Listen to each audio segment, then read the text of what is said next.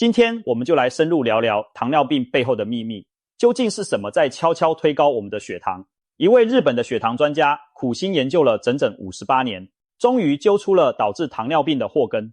他发现原来我们日常饮食中有几种看似平常无害的食物，正是血糖失控的元凶。如果能远离这些食物，血糖将可能一辈子都不会轻易升高。更令人振奋的是，专家还指出了几种被称为高血糖克星的食物，糖尿病患者常吃它们，血糖会乖乖地降下来，真正称得上是糖尿病人的福音。下面我们就综合科学研究与营养知识，来细细讲解这些黑名单和英雄榜上的食物有哪些，以及它们如何影响我们的血糖。首先登场的是那些被点名为糖尿病祸根的食物，它们在我们的日常餐桌上相当常见，许多人可能还以为它们很营养或无害，但事实恰恰相反，它们会让血糖值迅速攀升。现在就让我们一一揭晓这份黑名单，看看哪些食物上榜，以及为什么它们对血糖控制如此不利。第一个祸根食物就是白米粥。不少人认为粥品清淡养胃，是体弱或病后调养的好选择。然而，对血糖而言，白米粥其实隐藏着巨大的危机。白米本身的升糖指数已经不低，但经长时间熬煮成稀饭后，升糖指数竟可飙升到将近 89.2。 原因在于米饭煮得又烂又稀时，米里的淀粉已高度糊化，分子链变短，极易被人体吸收。喝下一碗热腾腾的白粥，肠胃几乎不需消化就能迅速将葡萄糖吸收进血液，血糖因此骤然升高，而且粥煮得越烂越粘稠，升糖速度就越快。难怪专家将白米粥列为头号血糖杀手。空腹喝粥，血糖像坐过山车一样往上冲，对糖尿病人极为不利。所以即便白粥看起来清淡易消化，我们也要警惕它对血糖的影响。养胃可以，养糖不行。如果真的喜欢喝粥，建议加入一些全谷杂粮或蔬菜，缩短熬煮时间，减少粥的粘稠度，才能相对缓和血糖冲击。第二个惹祸食物是南瓜。南瓜在许多人心目中是营养丰富的蔬菜，甚至民间一度流传南瓜能降血糖的说法。然而专家指出，南瓜其实是蔬菜当中升糖指数偏高的一种。一般而言，食物的 GI 升糖指数低于55才算理想，但南瓜的 GI 高达75，这意味着吃南瓜后血糖上升的速度相当快，不利于糖尿病患者控制血糖。南瓜本身带有甜味，尤其是成熟度越高，越老的南瓜所含的糖分和淀粉就越多，再加上南瓜煮熟后质地松软，纤维分解，吃下去非常容易消化吸收，结果血糖会快速上升。当然，我们并非说糖尿病人完全不能碰南瓜，南瓜毕竟富含贝塔胡萝卜素和纤维，有其营养价值，关键在于控制分量。如果每日南瓜摄取不加节制，大碗地吃南瓜汤、南瓜粥，血糖铁定飙高。但若适量食用一小块南瓜，搭配其他低 GI 食物，其对血糖的影响也许没那么可怕。因此，南瓜是把双刃剑，少量时有益健康，大量时却可能种下糖尿病的祸根。我们在享受南瓜香甜软糯口感的同时，一定要谨记适可而止。第三个高升糖食物是柿子。一到深秋时节，橘红色的柿子甜美诱人，很多人爱吃柿饼、脆柿来当水果点心。然而，柿子含糖相当惊人，可以说是天然的甜蜜炸弹。一个中等大小的柿子所含的葡萄糖和果糖，就足以让血糖明显上升。事实上，医学营养专家特别提醒糖尿病人严格限制高糖水果的摄入。柿子正是黑名单上的典型。除了柿子之外，西瓜、凤梨、香蕉等糖分高、血糖生成指数高的水果也需要少吃。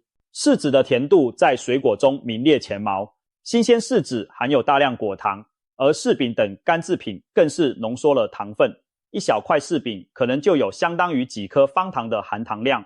对于血糖偏高的人来说，饭后吃一个柿子或当点心连啃好几个柿饼，血糖值往往会直线攀升。更糟的是，柿子干还富含单宁和果胶，空腹大量摄入容易形成胃食，但对糖尿病人来说，更需要担心的是它带来的血糖波动。并非不能品尝柿子的美味，而是要控制在极少量，最好搭配坚果、低糖水果一起吃，减缓糖分吸收。如果能做到对柿子这类高糖水果敬而远之，那对血糖控制绝对大有助益。第4个，糖尿病祸根是糯米类食物。香糯 Q 弹的糯米制品在亚洲美食中随处可见，早餐爱吃的糯米饭团，节庆应景的粽子，甜滋滋的红豆汤圆，软糯可口的麻薯与年糕，这些都离不开糯米，而糯米正是一种让血糖大幅上升的主角。糯米淀粉主要是支链淀粉，比起一般米饭中的直链淀粉更易消化，转化成葡萄糖的效率极高。一旦吃下肚，糯米所含的碳水化合物很快被分解吸收，导致餐后血糖直线上冲。糖尿病患者由于胰岛素分泌不足或作用异常，更无法及时将这股涌现的血糖降低，结果就是血糖飙得更高，更危险。更何况许多糯米食物在制作时还会加入大量的糖或甜馅。以粽子为例，除了米饭本身，馅料常加入红豆沙、枣泥或糖腌的豆蓉，甜甜黏黏的，口感虽然讨喜，却让含糖量严重超标。再比如元宵节的汤圆，除了外皮是糯米粉，内馅多半是花生糖泥、芝麻、豆沙，含糖和油脂都很高。这样的组合对血糖可谓是双重打击，淀粉加糖分一起大量摄入，血糖不冲上去才怪。因此，专家严正建议，糖尿病人最好不要吃任何糯米制品，就算是健康人也应该谨慎适量，毕竟经年累月爱吃这类甜糯食品，等于在体内埋下一颗血糖定时炸弹，日后可能于中年时引爆为糖尿病。第5个需要提防的食物是红豆沙等甜馅，这其实和前一项糯米食品相关联，但红豆沙本身值得单独拎出来说一说，因为很多人一听红豆会以为是健康的粗纤维豆类，对吧？错在沙字。我们平常吃到的红豆沙馅，其实是红豆加大量的糖和油，反复熬煮碾磨而成的。传统制作红豆沙时，往往每一斤红豆就加至少半斤以上的糖，有些细滑口感的豆沙还额外掺入猪油或植物油来增稠增香。结果红豆本身的膳食纤维和蛋白质优势被削弱，而糖分含量却爆棚。别看豆沙馅入口不觉得齁甜，那是因为豆泥的滋味中和了糖的刺激，但它的含糖量可一点不低。不仅红豆沙，像绿豆蓉、莲蓉、栗子泥这些中式点心常见的甜馅，无一不是高糖高热量。糖尿病患者当然要敬谢不敏，普通人也不可贪多。想想看，一颗豆沙包，一块豆沙月饼，吃进去相当于吞下好几块方糖，加上一堆碳水，血糖怎能不升？所以千万别被豆字迷惑了，以为豆馅就是健康食品。当它变成香甜细腻的沙馅，早已成了血糖的大敌。解馋不妨改吃原粒的煮红豆，不加糖的豆汤，既能摄取纤维，又避免过量糖分，一举两得。第6个让血糖升高的凶手是各种精致面条。米饭既然会升糖，不少人转而以面食为主食，认为面条比白饭温和。其实这是一个迷失传统白面条的淀粉含量与白米饭不相上下。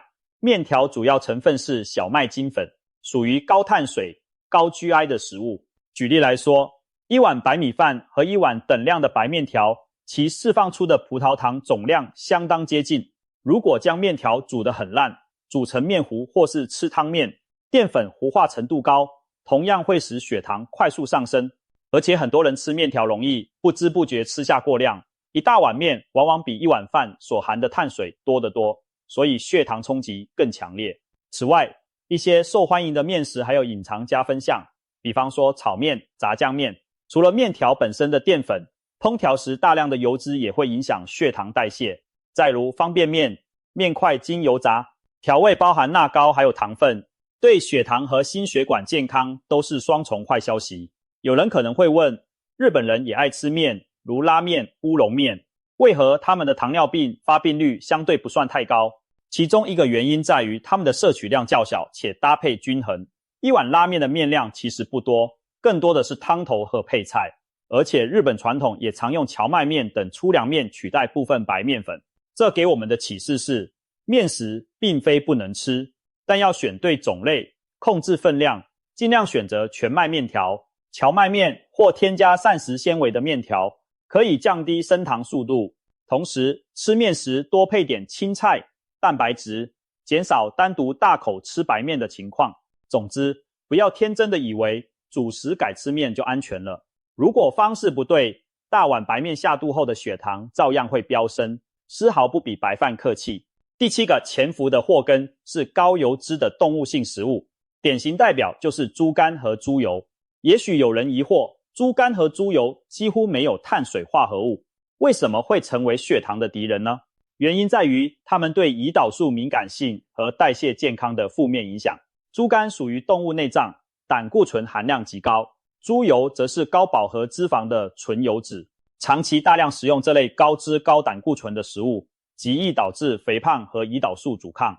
统计数据显示，将近80%的第2型糖尿病患者是肥胖体型。体内脂肪细胞过多时，胰岛素对细胞的作用会变差，身体对血糖的调节功能就紊乱了。换句话说，油腻食物是在间接推高血糖，它们让你发胖，而肥胖又让血糖居高不下，最终糖尿病找上门。以猪肝为例，有些人喜欢拿猪肝汤当补血圣品，或迷信以肝养肝来护眼。但对血糖高的人来说，频繁吃猪肝只会带来隐患，除了胆固醇，动物肝脏中还含有不少糖原，烹调时部分糖原会转化为糖分，再加上高脂，等于自己给自己挖了一个血糖陷阱。至于传统烹饪爱用的猪油，更是应该少碰，它虽能增添香味，却可能让你日渐发福。需要澄清的是，高油脂本身不一定立即升高餐后血糖，但长远看会让血糖变得难以控制。因此，医生们都建议糖尿病患者少吃动物内脏，少用猪油等动物油脂，烹调多用植物油也要适量。想改善口味，可以用天然香料和健康烹调法代替油脂的用量。总之，莫以为不甜不含糖的食物就一定安全。像猪肝、猪油这样的隐形杀手，同样是糖尿病之祸根，必须克制摄取。综上所述，以上7种食物就是日本专家所指出的糖尿病元凶。它们要么是富含精致淀粉和糖分，食用后令血糖短时间内猛涨，要么是充斥高油高热量，长期下来破坏身体的控糖机能。对于想预防或控制糖尿病的人来说，一定要尽量避免食用这些红灯食物。当然，偶尔沾一点可能无碍，但千万别经常大量地吃。只要我们能管住嘴，不碰这几样祸根食品，维持血糖稳定，就有了基础条件。正如专家所说，只要不吃这几种东西，血糖就不会无故的飙高。听起来或许夸张，但从生理机制来看却很有道理，因为我们把引发高血糖的导火索给拔除了。说完了黑名单，接下来就迎来令人振奋的好消息。除了远离禁忌，我们其实也可以主动摄取一些对控糖有利的食物。日本血糖专家的研究指出，有几种食物简直是高血糖的克星。换言之，它们有助于稳定甚至降低血糖，是糖尿病患者的福音。我们不妨把它们列入日常菜单，多多益善。下面就介绍5种公认的降血糖好手，一一说明它们的厉害之处。第一种高血糖克星食物是荞麦。荞麦可以说是谷物中的异类，虽然富含碳水化合物，但它属于低升糖指数的全谷杂粮，也是膳食纤维和抗氧化物质的宝库。相比于精白米和白面粉，荞麦的碳水更难被人体快速分解，因此吃荞麦后，血糖上升的幅度和速度都明显较低。日本人很早就发现了荞麦的价值，经常以荞麦面入食。荞麦面筋性低，消化慢，在日本被视为健康主食的一种。对糖尿病患者而言，用荞麦来部分替代白米白面，是控制血糖的明智之举。另外，荞麦含有一种特殊成分芦丁、芸香苷。有研究指出，芦丁有助于改善微循环，降低血清糖和胆固醇，对糖尿病并发症如微血管病变可能有预防作用。中国民间也有喝苦荞茶的习惯，所谓苦荞就是荞麦的一个变种，苦荞中芦丁含量更高，泡茶饮用带有微苦回甘的滋味，被视为养生佳品。有些营养师甚至称荞麦为可以当药用的主食。当然，我们强调食疗并非药疗，但荞麦谷物的确是糖友们的好朋友。无论煮荞麦饭、煮粥，还是煮成面条、磨粉做成荞麦饼，多用荞麦替代部分精白主食，血糖反应会更加平稳。如果前面提到的白米粥是血糖的梦魇，那么一碗香喷喷的荞麦饭绝对算得上是一帖解梦良方了。第二种降血糖的食物是花椰菜类蔬菜，这一类包括白色花椰菜、菜花和绿色花椰菜、西兰花，它们在控糖食物中常年名列前茅。花椰菜热量低，纤维高，又含有丰富的维生素与植物化合物，被誉为菜中黄金。吃花椰菜对血糖有几大好处。首先，膳食纤维丰富，能延缓肠道对糖的吸收，避免餐后血糖剧烈波动。其次，花椰菜几乎不含淀粉，它的碳水化合物主要是难消化的纤维，多吃也不太会增加血糖负担。第三，花椰菜所含的铬元素和一些硫代葡萄糖苷成分，有研究指出可能有助提高胰岛素敏感性，对糖代谢起到正面作用。更妙的是，近年来流行的低碳水饮食中，花椰菜甚至可以摇身一变，成为米饭和面食的替代品。所谓花椰菜米，就是把花椰菜切碎如米粒状，炒熟当饭吃，满足口腹之欲的同时，让碳水摄取大幅降低，这对血糖控制非常有利。除了主菜，您还可以把西兰花当作配菜，几乎不限量地吃。对糖友来说，餐盘里绿绿白白的一大堆花椰菜，胜过白花花的一碗饭。值得一提的是，菜花类蔬菜还富含抗癌成分，例如银朵和异硫氰酸酯等，对于糖尿病患者常见的氧化压力和心血管风险也有保护作用。简单来说，多吃花椰菜类蔬菜，好处多多，血糖稳了，身体瘦了，免疫力也强了，一举数得。第三种推荐食物是豌豆等豆类，很多人不把豌豆当一回事，觉得它只是一种配菜或零食。然而，豌豆其实是糖尿病人极佳的营养来源。豌豆属于豆科植物，兼具蔬菜和豆类的优点，它含有优质的植物蛋白和丰富的膳食纤维，而可利用碳水的比例相对较低。食用豌豆后，蛋白质和纤维会延长胃排空时间，减缓糖类吸收，因此血糖上升速度较慢。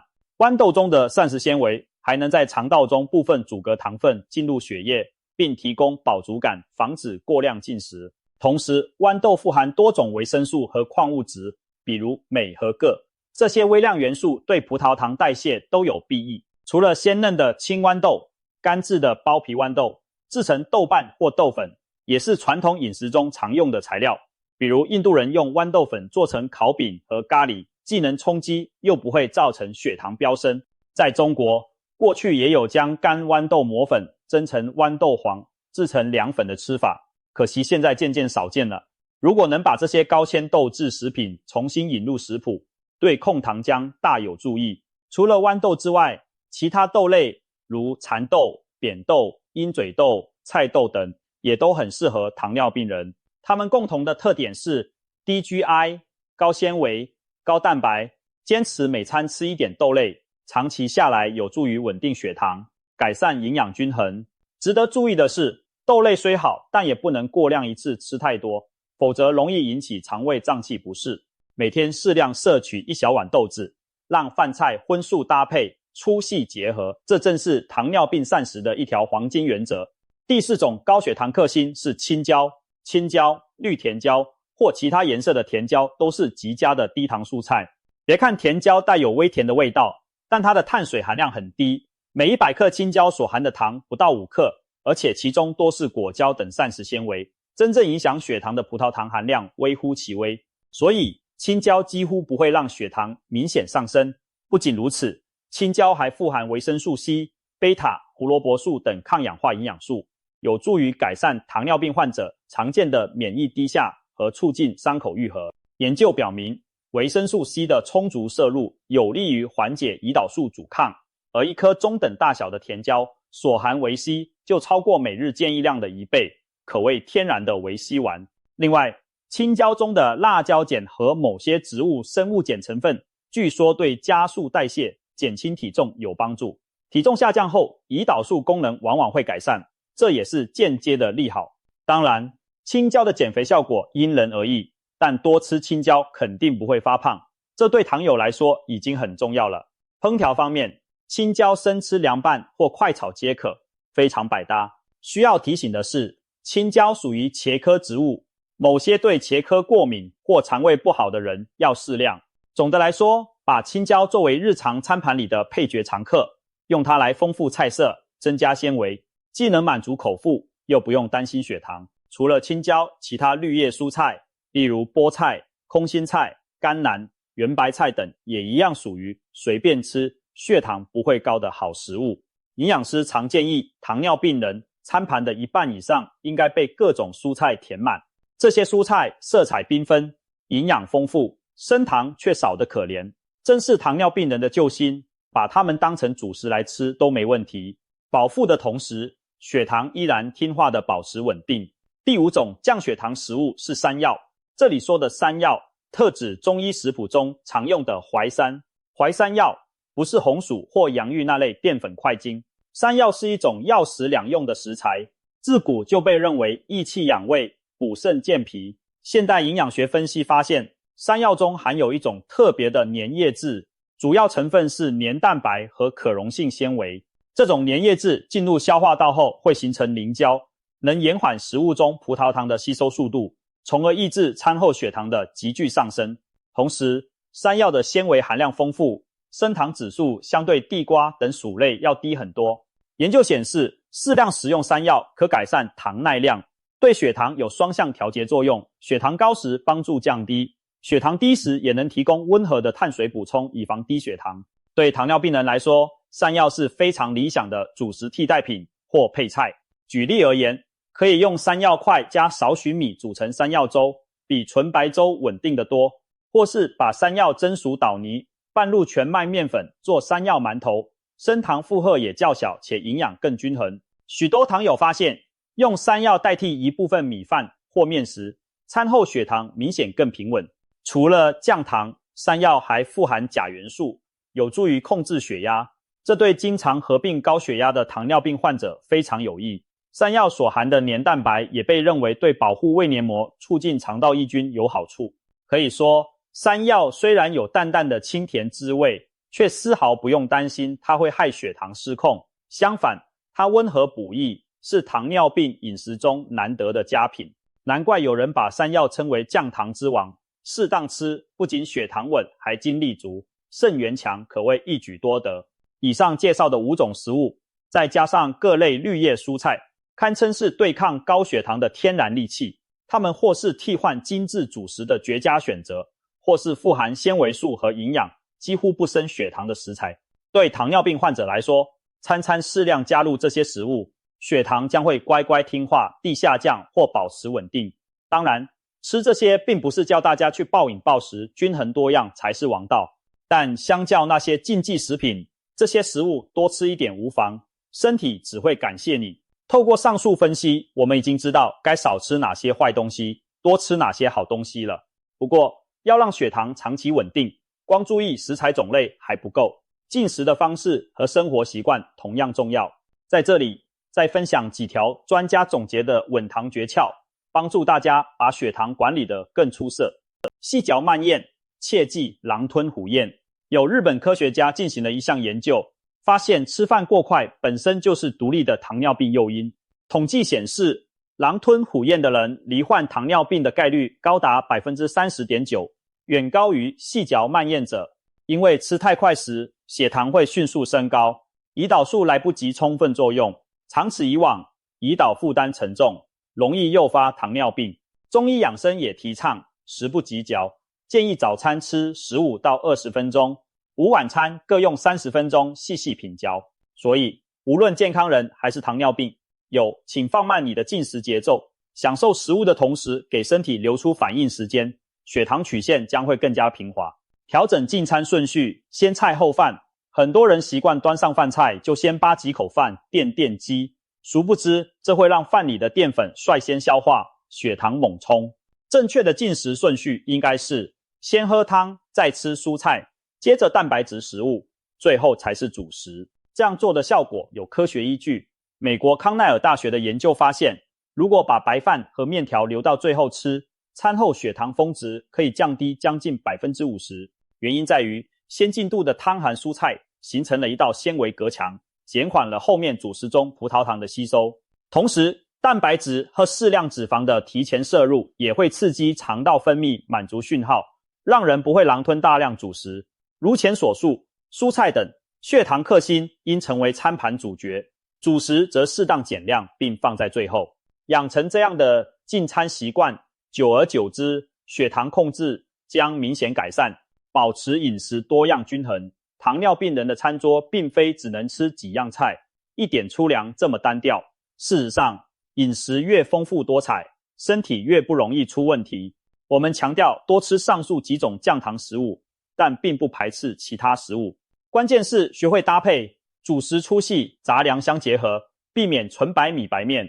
副食荤素均衡，不要只吃肉或只吃素。水果虽要节制高糖的，但低糖水果适量摄取，有益补充维生素。奶类、坚果也可适当进餐，这样多元均衡的膳食模式，不仅能提供全面营养，还能互相平衡食物的升糖影响，让整餐的血糖指数下降。相反，如果严格忌口只吃很单调的几样东西，反而可能因营养不良导致代谢失调。因此，控糖不等于挨饿，也不等于饮食刻板，而是在丰富多样中寻求质与量的平衡。最后还想提醒一句，稳定血糖是一场长期战役，除了饮食管理、规律、运动、充足睡眠，良好心态都是不可或缺的降糖良方。饮食方面，只要我们管住嘴，选对物，远离上述糖尿病、祸根、常伴那些血糖克星，再配合健康的生活方式，血糖自然就会乖乖降下来，听从我们的指挥。想象一下，不再有饭后血糖飙高的担忧，不必为未来的并发症提心吊胆，这对每一位糖尿病患者而言，难道不是莫大的福音吗？糖尿病并不可怕，可怕的是找错了对手，用了错的方法。现在我们已经找出了元凶，也握有了武器，只要坚持下去，将血糖稳稳控制在安全范围，一辈子都不再是遥不可及的梦想。祝愿大家都能吃得健康，血糖平稳，远离糖尿病的困扰，拥抱甜蜜又无忧的人生。